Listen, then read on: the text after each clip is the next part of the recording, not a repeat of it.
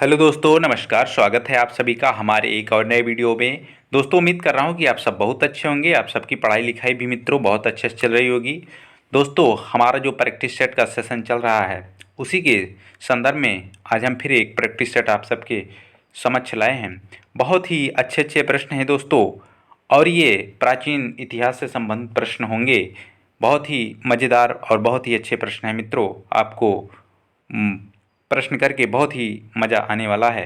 तो आइए शुरू करते हैं। आज का पहला प्रश्न है, निम्नलिखित में से क्या ईसा की प्रथम सदी के आसपास विकसित मथुरा कला शाला में मूर्तिकला के लिए प्रयुक्त होता था? तो मथुरा जो कला है मित्रों, वो किसके लिए जाना जाता था मित्रों? मूर्तिकला क्या प्रयुक्त होता था उसमें? संगमरमर, स्लेट पत्थर, ग्रेनाइट, लाल बलुआ पत्थर। तो ऑप्शन हमारा इसमें डी सही हो जाएगा। लाल बलुआ पत्थर जो है वो मथुरा कला में विशेष रूप से प्रयुक्त होता था मूर्तिकला में। और मूर्तिकला की बात आए तो मथुरा ही आप लोग मारिएगा आंसर, क्योंकि मथुरा में ही ज़्यादातर मूर्तियाँ बनाई जाती थी। और किस चीज़ से प्रयुक्त होता था? लाल बलुआ पत्थर वहाँ प्रयुक्त होता था मित्रों। आप लोग इसको भी याद रखेंगे। अगला प्रश्न देखते हैं हम लोग। लिखा है, निम्न में से किस विद्वान का विचार है कि ब्राह्मण समुदाय का असंतोष मौर्य साम्राज्य के पतन का कारण बना? बी.एन. मुखर्जी, रोमिला थापर, हरप्रसाद शास्त्री, एस.सी. रायचौधरी। तो इसमें मित्रों जो जो विचार दिया था इसने कि ब्राह्मण जो है समुदाय में असंतोष से मौर्य साम्राज्य का पतन हुआ, वो हरप्रसाद शास्त्री थे मित्रों। ऑप्शन हमारा सी सही हो जाएगा। ठीक है, ऑप्शन हमारा सी सही होगा इसमें। अगला प्रश्न है मित्रों, अगला है मित्रों, देखते हैं। बहुत ही अच्छा प्रश्न है दोस्तों। भीमकटपेशिस के सिक्कों पर किस हिंदू देवता का अंकित किया गया है? आपको बताना है कि भीमकटपेशिस जो एक कुषाण शासक था, ये क्या था? कुषाण शासक था मित्रों भीमकटपेशिस। और उसके सिक्कों पर किस हिंदू देवता, बोला जा रहा है किस हिंदू देवता को का वहाँ पे अंकन हमें देखने को मिलता है भीमकटपेशिस के सिक्कों पर मित्रों? तो शिव के, विष्णु के, कुबेर के कि गणेश के? तो हमारा ऑप्शन ऐसा ही हो जाएगा मित्रों, शिव के। शिव का जो है भीमकटपेशिस के सिक्कों पर शिव और नंदी मित्रों, क्या? नंदी। उसके बाद त्रिशूल, त्रिशूल का भी जो है वो अंकन देखने को हमें मिलता है भीमकटपेशिस के सिक्कों पर। शिव, नंदी और त्रिशूल का जो है अंकन भीमकटपेशिस के सिक्कों पर देखने को हमें मिलता है। आप लोग इसको भी याद रखेंगे, नहीं तो तीनों पूछ लेगा तो आप लोग को मालूम नहीं रहेगा, दिक्कत हो जाएगी। ठीक है, लेकिन आप तीनों के याद रखेंगे कि भीमकटपेशिस के सिक्कों पर शिव, नंदी और त्रिशूल का अंकन है। ठीक है मित्रों, अगला प्रश्न है दोस्तों। अगला प्रश्न लिखा है, निम्नलिखित अभिलेखों में किसमें सार्तवाह शब्द प्रयुक्त हुआ है? आपको बताना है कि सार्तवाह, सार्तवाह क्या होते हैं मित्रों? हमने बताया कि राजस्व जो है, राजस्व एकत्र करने वाले को ही सार्तवाह कहा जाता है। एक प्रकार से ये अधिकारी होता था मित्रों सार्तवाह। ठीक है, राजस्व एकत्रित करने का अधिकारी होता था सार्थवाह। ठीक है, आप लोग इसको भी याद रखेंगे। बहुत ही इंपॉर्टेंट क्वेश्चन, हमने मौर्य काल में ही जो है इसको बताया था मित्रों। फिर इसका ऑप्शन हम देखते हैं। हमसे कह रहा है कि किस अभिलेख में ये सार्थवाह शब्द प्रयुक्त हुआ है? इलाहाबाद स्तंभ लेख, मथुरा स्तंभ लेख, मानकुंवर लेख, दामोदरपुर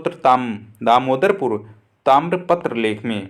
तो मित्रों तो इसमें ऑप्शन डी हमारा सही हो जाएगा। दामोदरपुर ताम्रपत्र लेख में सार्वत्रिक शब्द का प्रयोग होता है। और दामोदरपुर जो है ताम्रपत्र लेख मित्रों, ये गुप्तकालीन है मित्रों। इसको भी आप लोग याद रखेंगे कि दामोदरपुर जो है ताम्रपत्र लेख किस काल का है?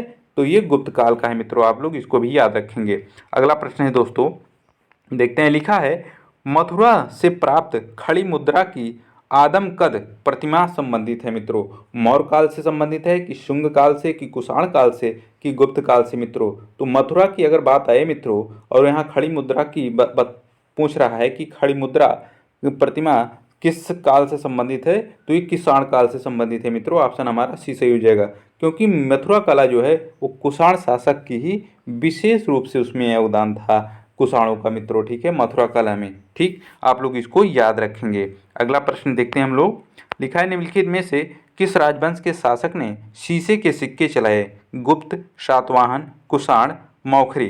तो मित्रों जो शीशे के सिक्के चलाए थे, हमने कल भी चर्चा किया था आप सबके बीच। जो मौर्य शासन के बाद हम लोगों ने टॉपिक पढ़ा था उसी के संदर्भ में कि शीशों के सिक्कों जो चलाया था तो वो सर्वप्रथम जो चलाया था किस वंश ने, तो सातवाहन वंश ने शीशों के शक के सर्वाधिक शीशों के शक के इन्होंने चलाया था। ठीक है, सातवाहन शासकों ने। ठीक है, आप लोग इसको भी याद रखेंगे। कभी कभी ये पूछा जा सकता है कि सर्वाधिक जो है शीशे के शक्के किस वंश के शासकों ने चलाया, तो सातवाहन वंश के शासकों ने शीशे चलाए थे सबसे ज़्यादा, सर्वाधिक शीशे के सिक्के चलाए थे मित्रों। अगला प्रश्न देखते हैं हम लोग।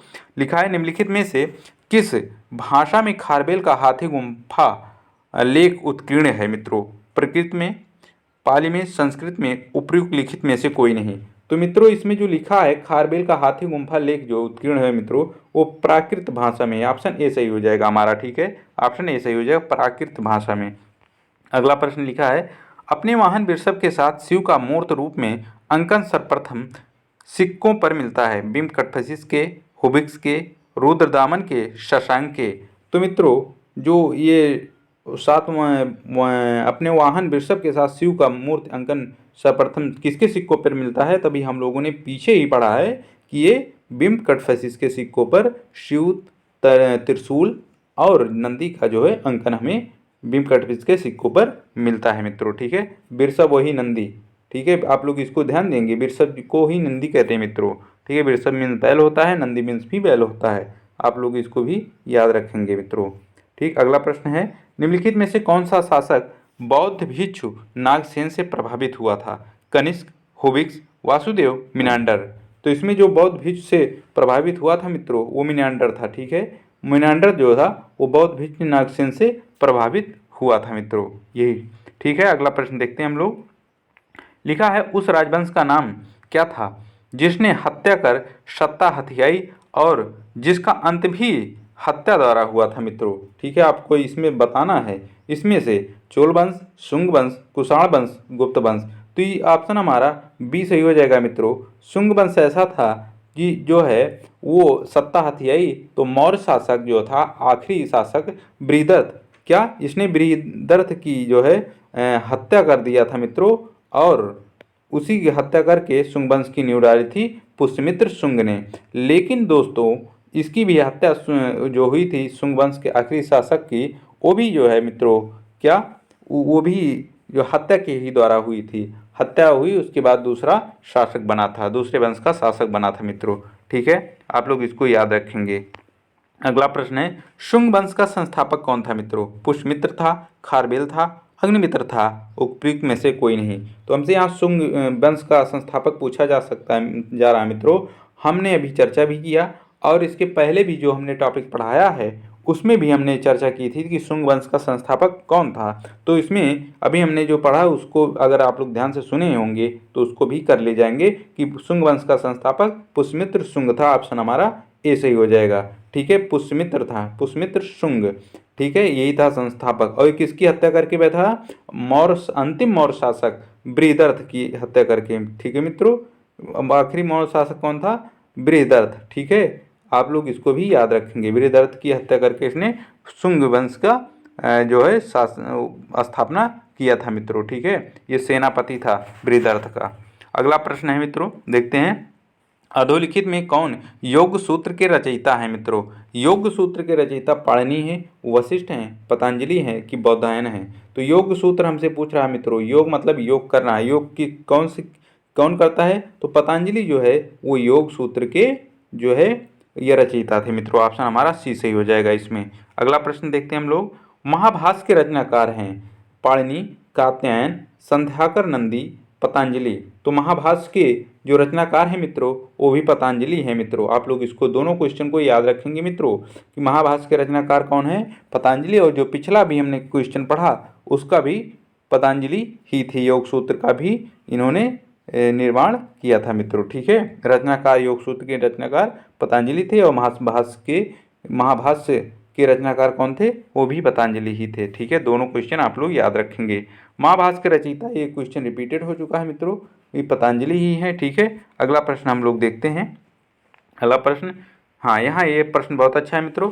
2 अश्वमेध यज्ञ निम्न में से किसने संपन्न किया था? समुद्रगुप्त, पुष्यमित्र शुंग, दशरथ, स्कंदगुप्त। तो जो दो अश्वमेध यज्ञ संपन्न किया था मित्रों वो पुष्यमित्र शुंग था। ठीक है, ऑप्शन हमारा बी सही हो जाएगा इसमें। अगला प्रश्न देखते हैं हम लोग, मनुस्मृति की रचना किस वंश के शासन काल में हुई? मौर्य वंश, सातवाहन वंश, शुंग वंश, कुषाण वंश। तो मनुस्मृति की जो रचना हुई थी मित्रों, वो किस काल में हुई? तो शुंग काल में मनुस्मृति की रचना हुई थी। ऑप्शन हमारा सी सही हो जाएगा इसमें। ठीक है मित्रों, अगला प्रश्न है, निम्न में से किस ग्रंथ में यूनानी आक्रमण का उल्लेख है तथा यह भी पता चलता है कि यूनानी पाटलिपुत्र तक पहुंच गए थे? महाभाष्य, गार्गी संहिता, मालविकन अग्निमित्र, मिलिंद पानहो। तो मित्रों वो था क्या? मालविकन अग्निमित्र। मालविका अग्निमित्र में ये हमें जानकारी मिली कि यूनानी पाटलिपुत्र तक पहुंच गए थे मित्रों। ठीक है, ऑप्शन हमारा सी सही हो जाएगा।